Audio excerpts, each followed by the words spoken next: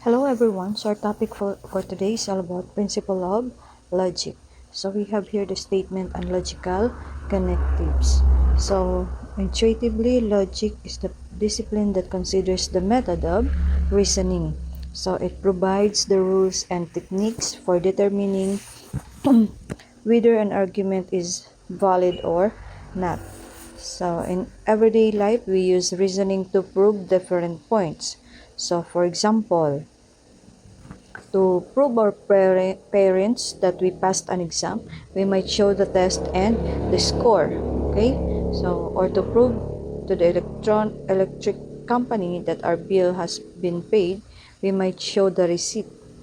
Similarly, in mathematics, mathematical logic or logic is used to prove theorems.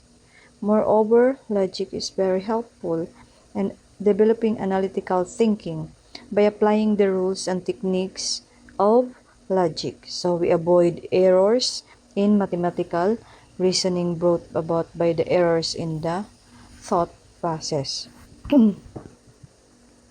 The first thing that we should learn is how to symbolize sentences, so we will deal only with sentences that are either true or false. So these statements are declarative in form, not expressions or of command, inquiry, or surprise. So we call these sentence statements or proposition.